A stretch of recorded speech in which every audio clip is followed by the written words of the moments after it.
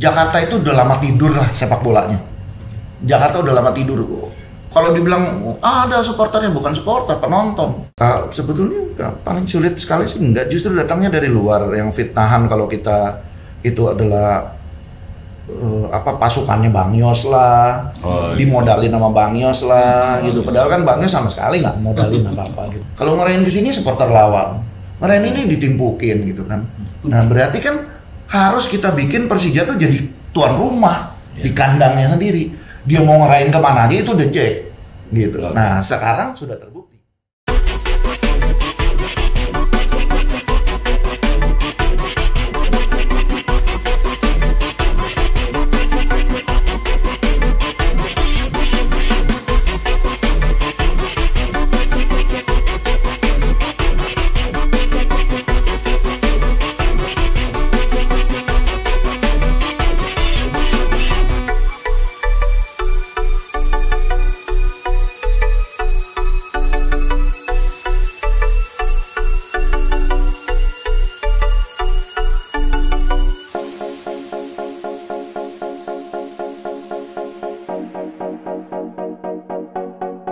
Halo Bor, apa kabar? Selamat hari Behind the Show.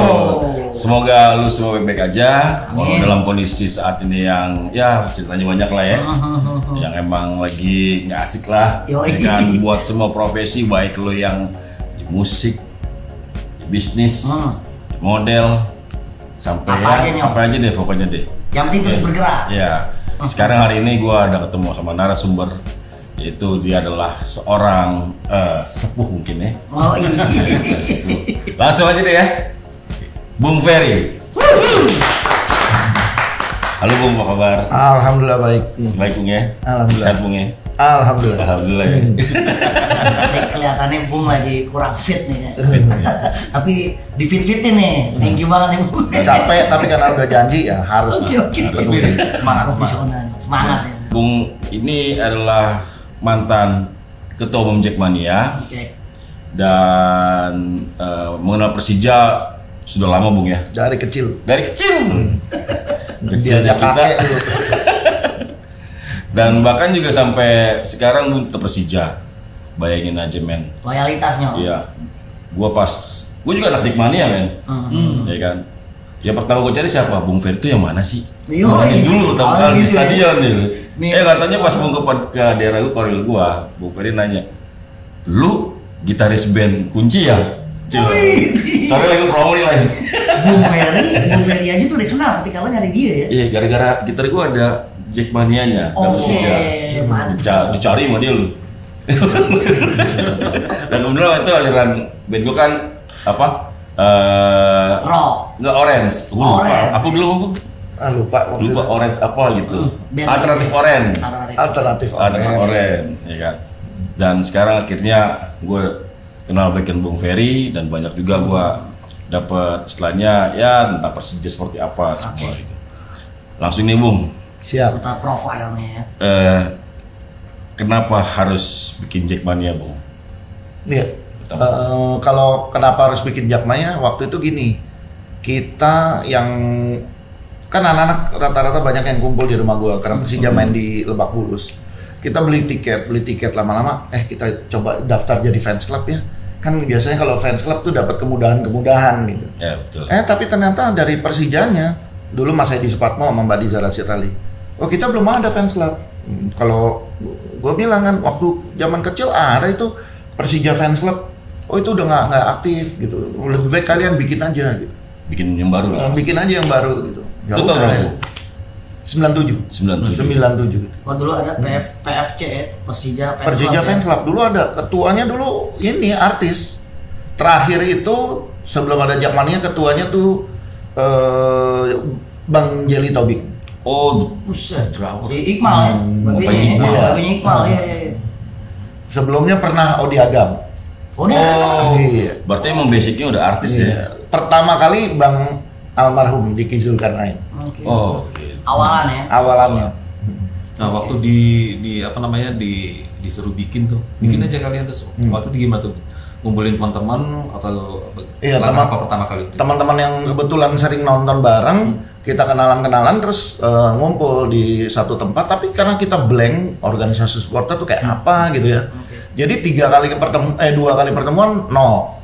Tapi pertemuan ketiga di gawangnya dikawal sama pengurus Persija dan Mbak Diza Rasyitali, Mimi Alkamar sama Edi Supatmo. 3 orang ini kawal. Ayo deh kalian kumpul. Nah kita kumpul situ ada Gugun Gondrong, gitu, ada anak-anak Pasar Minggu, anak Pondok Labu. Kita kumpulin semua yang rajin nonton di Lebak Bulus gitu. Kita kenalan tarik gitu.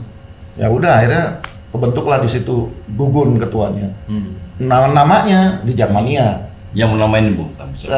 Gini, karena waktu itu kita kalau datang ke Menteng kita lihat ada spanduk putih tulisan merah. Tulisannya gini, Welcome the Jak. Kita tanya, itu the Jak apa? Kok Welcome the Jak? Oh, the Jak itu kita pengennya, kata Mas Edi nih ya. Yeah. Kita pengennya Persija tuh ada julukan baru. Kalau dulu macam Kemayoran, kayaknya cuma Kemayoran aja kesannya. Yeah. Tapi ini harus lebih lebar lagi, lebih trendy, lebih modern, the Jak gitu. Jadi kesannya kayak ngerangkul anak muda sekarang gitu. Jadi the Jak itu Jakarta gitu. Jadi coba Persija julukannya the Jak. Nah kita waktu itu taunya ada penggemar Beatle, kalau nama fansnya Beatlemania. Kita taunya itu, udah kalau gitu kita The Jakmania aja gitu. The Jak sebetulnya penyebutannya, tapi sekarang makin lama kesini jadi The Jack gitu. Jadi kemodernan beneran. Spelling A dibaca E. Sebetulnya The Jak ada sih. Oke. Nah saat itu Bu, ketika pertama kali terbentuk Jakmania gitu, apakah semudah yang Bung pikirkan dan teman-teman pikirkan waktu itu? Enggak, banyak kesulitan juga sih awal-awal gini ya. Jakarta itu udah lama tidur lah sepak bolanya. Jakarta udah lama tidur. Kalau dibilang ada supporternya, bukan supporter, penonton aja. Ketika Persija ngegolin mereka ngerayain gitu kan. Ketika Persija, tapi bukan supporter. Kalau supporter kan dia akan terus memberikan dukungan, nyanyi segala macam. Jakarta tuh udah lama tertidur lah boleh dibilang. Nah jadi kalau kita ngajak, ayo dong kita gabung ke Jakmania, orang-orang banyak yang bertanya, dibayar apa gua? Oke. Persija ngasih apa? Kalau gua dukung dapat apa ya? Ya ini karena kebiasaan di Jakarta. Dulu kalau final ya, 2 tim misalnya, 2 tim gua nggak sebut ya timnya apa. Tim A lawan tim B dari daerah. Tim A supaya ada pendukung, dia bayar nih anak kampung sini. Cilandak gua bayar lo, 25.000 gua bayar lo, gua kasih nasi kotak, gua kasih transport. Bis, lu dukung gua dong, dikasih kaos. Supporter bayaran ya? Iya, supporter bayaran. Tiap kali ada tim-tim yang masuk final, rata-rata begitu. Jadi akhirnya di Jakarta ini terbentuklah orang-orang yang memang terbiasa bahwa kalau yang nonton bola dibayar. Jadi gua nggak mau kayak gitu.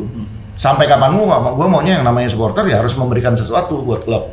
Jadi kalau dia nggak mau ya udah, gua cari yang benar-benar mau, yang memang datangnya dari hati, datangnya dari karena kecintaan gitu. Itu yang harus ditumbuhin. Jadi tantangan itulah. Dan sempat ada omongan, lu dibayar berapa lu ngurus-ngurus gini gitu. Aduh, kita organisasi sosial.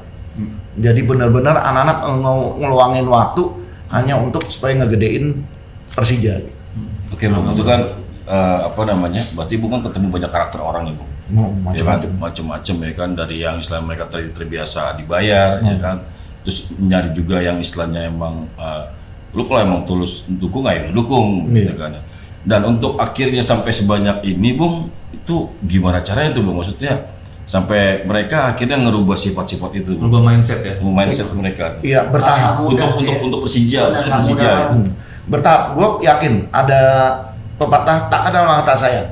Gue perkenalkan dulu Persija.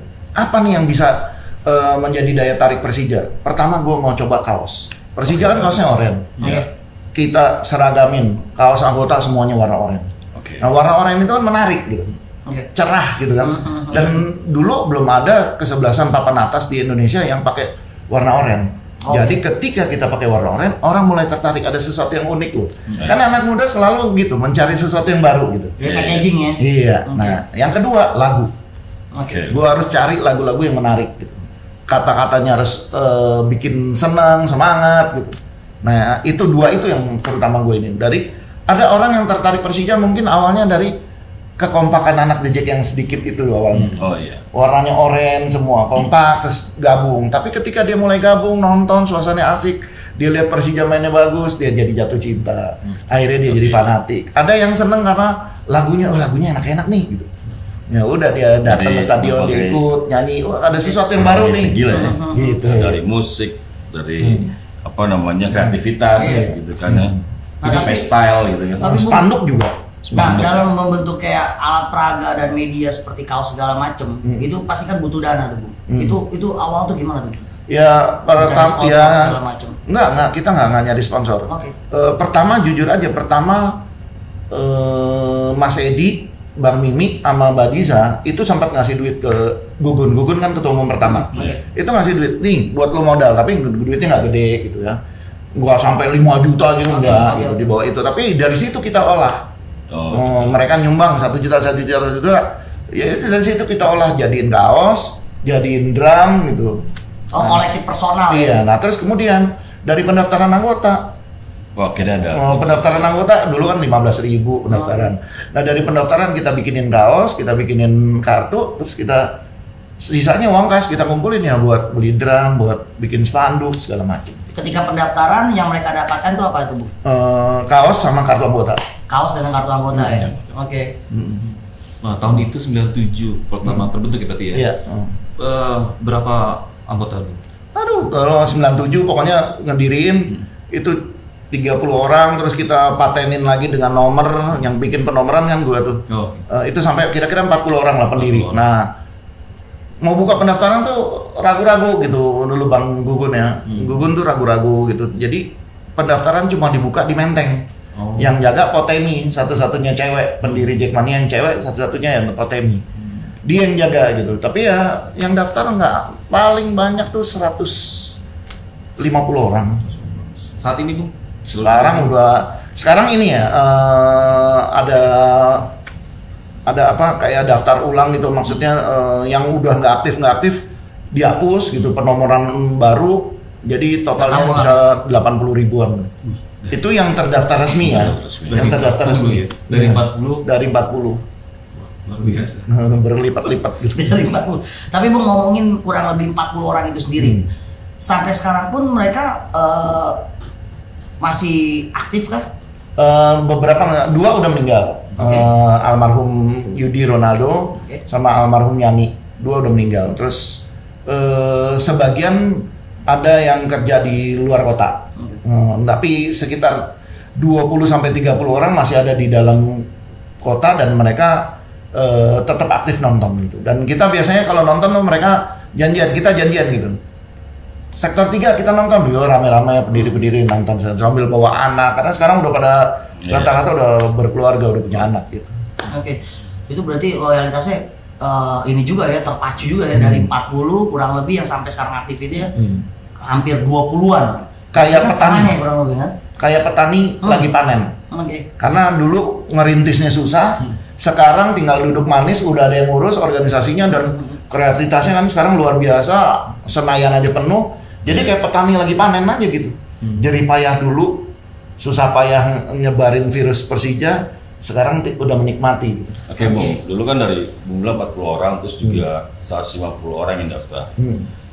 Itu mungkin untuk apa namanya menghadapi tipikal orang ataupun dengan apa namanya sifat-sifat orang mungkin kan nggak terlalu heterogen ya, nggak terlalu banyak kan. Kalau udah sebesar nih Bung, bener kendala apa sih Bung yang paling sulit Bung di Jackmania yang pernah Bung hadapin buat mereka ini? Sebetulnya paling sulit sekali sih enggak, justru datangnya dari luar yang fitnahan kalau kita itu adalah pasukannya Bang Yos lah, dimodalin sama Bang Yos lah gitu. Padahal kan Bang Yos sama sekali nggak modalin apa-apa gitu. Ada kayak gitu. Ada dibilang kita ini, kalau enggak kita Bang Yos karena dia gubernur kita. Masa ada warga yang nggak menghormati gubernurnya? Ya kan ketika Bang Yos kampanye aja gue nggak melakukan kampanye sama sekali. Tapi begitu Bang Yos sudah kepilih, baru gue bikin spanduk Jakarta kota gue, Bang Yos gubernur gue. Sudah kepilih. Wajar dong kalau gue bikin spanduk kayak gitu. Kalau dari dalam nggak terlalu sulit ya, Bang? Karena apa? Baik dari komunikasinya, terus menyamakan visi mereka. Gini, karena gue berangkat dari Jakarta yang sudah lama tertidur, jadi banyak sekali orang-orang yang baru Jadi mereka ngikut apa kita. Kalau mereka udah lama dukung Persija, pasti mereka akan ada, oh gue nggak bisa ngomong, gue udah biasa begini, pasti ada gitu.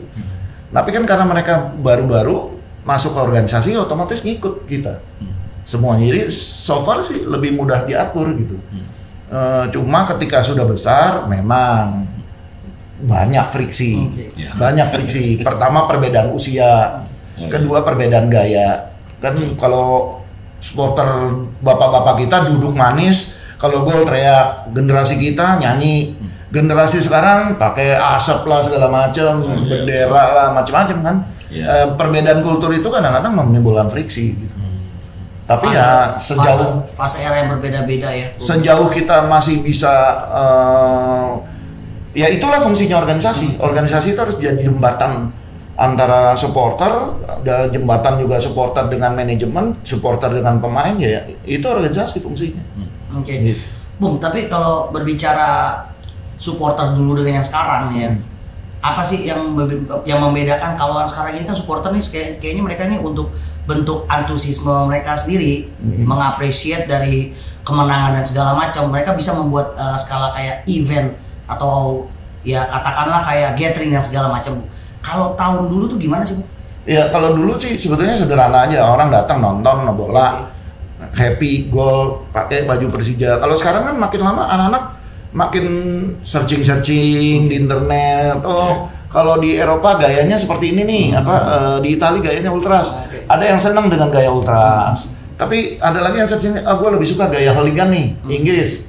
Ya ada yang suka gini. Ada lagi yang suka gaya Amerika Latin nih, Bara Bravas gitu kan. Udah pakai gaya masing-masing. Nah, tantangannya bagaimana membuat mereka itu tetap berada dalam satu payung, tantangannya itu. Nah, harus diajak ngomong. Pentolannya diajak ngomong. Dan diajak ngomongnya jangan lembek. Harus keras, harus tegas. Kalau lembek diinjak-injak kita. Jadi gua ajak ngomong, ayo kita sama-sama berpikir kalau lu jalan sendiri seperti ini. Tapi kalau lu bisa ini kan gini ya. Mereka mau bikin apapun di tribun, tetap aja yang dicari kan ketua Jakmania. Betul. Ketika ada apa-apa, yang dicari berarti secara tidak langsung organisasi ini kan payung buat mereka. Kalau organisasi ini kita bubarin, ibaratnya payungnya kita tutup. Polisi akan lihat tuh, oh ini ada sini ada ultras, oh di sini ada hooligan, oh di sini ada yang mahasiswa, oh sini ada orang kantoran, oh sini ada yang keras-keras nih. Nah kan kelihatan karena nggak ada payung kan. Betul. Nah begitu kelihatan ini baru polisi, oh kalau gitu kalau ada keributan gue comot-comot aja nih biang-biangnya nih. Sama aja kan fungsinya kayak pengurus Jakmania sebenarnya. Nah, itu yang secara strukturalnya tuh lebih memudahkan untuk aparatur juga ya. Oke. Nah ini kan kalau ngomongin tadi kembali ke supporter, kalau dulu itu kan susah banget ya untuk ngebangun brand image, biar gimana caranya mereka ini bisa mempunyai mindset yang setidaknya apa-apa jangan money oriented dan segala macam kan. Itu kan ngebangun susah banget tuh, Bung. Nah sekarang ini udah seperti yang tadi Bung Ferry ngomong ya, seperti petani sekarang apa yang udah dituai dengan hasil ternyata puas gak sih, Bung, dari hasil tuaian dengan hingga sekarang ini, Bung? Melihat mindset dari para supporter ini, mereka membuat bentuk apresiasi itu yang benar-benar luar biasa. Iya. Puas apa enggak? Kalau dibilang puas gini ya. Gua pernah nonton Persija waktu lawan tim PSMS Medan. Supporter Persija itu cuma anak-anak buahnya Bang Todung Barita. Dulu dia rektor gue lupa rektor UI apa Purek UI. Tapi dekan Fakultas Teknik kalau nggak salah. Nah itu banyak anak-anak menwa UI, mahasiswa UI yang digerakin untuk nonton di sana. Dia paling mereka supporternya karena ada kedekatan emosional dengan ketua umum Persija Bang Todung Barita. Tapi selebihnya lebih banyak mereka. Dan gue ngerasa gini loh, Persija kalau ngegolin ngerayainnya kemana? Kalau ngerayain ke sini supporter lawan, ngerayain ini ditimpukin gitu kan. Nah berarti kan harus kita bikin Persija tuh jadi tuan rumah di kandangnya sendiri. Dia mau ngerayain kemana aja itu udah jack gitu. Nah sekarang sudah terbukti. Waktu Lebak Bulus penuh dan kemudian pindah ke Senayan, gue bilang sama penerus gue, tantangan. Jangan terus bilang, oh Senayan terlalu gede, jadi kosong, jelek, gini-gini. Lo tantangan. Gimana caranya memenuhi Senayan? Dulu memenuhi Lebak Bulus juga tantangan. Sekarang tantangan. Nah, begitu Senayan itu penuh, kepuasan batin buat gue. Yang penting Persija nyaman. Gue seperti orang naik gunung. Seperti gue naik gunung. Gue naik gunung bukan target puncak. Yang gue suka adalah perjalanan menuju puncak. Gue nggak kuat ke puncak nggak apa-apa. Tapi perjalanan itu yang gue nikmatin. Demikian juga nonton Persija. Nonton yang gue nikmatin. Menang kalah itu urusan kedua. Gue akan lebih bahagia. Tapi nonton itu yang Oke, Bu. Kan gue sering denger nih. Kalau misalnya orang-orang demo pasti ada provokasinya kan. Dan gue pernah dengar ya, tahu enggak ya. Maksudnya di sepak bola juga katanya ada ya. Maksudnya provokasi untuk bikin kerusuhan di dalam tribun. Itu lu pernah dengar itu nggak sih? Gini, kalau bahasanya polisi selalu gitu, ada oknum yang nyusup gitu. Tapi gue selalu bilang sama anak-anak, udahlah kita nggak usah mikir ada penyusup, ada apa gitu. Nanti ujung-ujungnya apa? Kita jadi saling curiga gitu. Oh jangan-jangan dia penyusup gitu. Walaupun kemungkinan itu tetap ada, tapi gue coba tanamkan itu. Nah, dengan cara menanamkan itu gimana caranya kalau gitu supaya kita tertib? Ya saling mengingatkan. Jangan-jangan gitu. Kalau ada sesuatu yang buruk, nggak bisa kita tolerir, ya tegur aja gitu. Misalnya naik ke atas pagar gitu, kan yang lain nggak kelihatan. Harus berani ngomong, lu turun dong gitu. Jangan takut. Karena nanti kalau orang yang ditegur itu marah, ya yang lindungi nanti pengurus-pengurus. Ada korlap, ada korwil. Lo udah ditegur baik-baik, kenapa lo nggak mau gitu? Jadi saling negur itu harus dibudayakan gitu. Lempar-lempar gitu, jangan dong gitu. Nanti kita kena hukum nih, bakar letter. Kita kena hukum, jangan dong gitu. Oh jadi itu cuma hanya bahasa dari ini aja ya Bung ya, apa yang tadi Nyong tanyakan ya, seperti adanya provokasi itu sebenarnya mungkin aja ada ya? Mungkin aja ada. Contohnya waktu Bang Richard jadi ketua umum pertandingan Persija lawan Sriwijaya, tiba-tiba ada orang turun ke dalam lapangan, masuk. Gue perhatiin tuh orang langsung ditangkap. Gara-gara dia turun, akhirnya terjadilah kerusuhan. Yang lain ikut turun, ribut lah sama polisi segala macam. Tapi orang pertamanya mana yang turun? Waktu gue tanya sama Panpel, alasannya katanya dia nggak bawa KTP, Bung. Jadi kita nggak tahu datanya. Lah terus gimana dong? Orang udah dilepas. Gitu. Oh berarti emang unsur-unsur seperti itu ada mungkin. Ada mungkin. Ya provokasi. Tapi emang unsur jeli sih.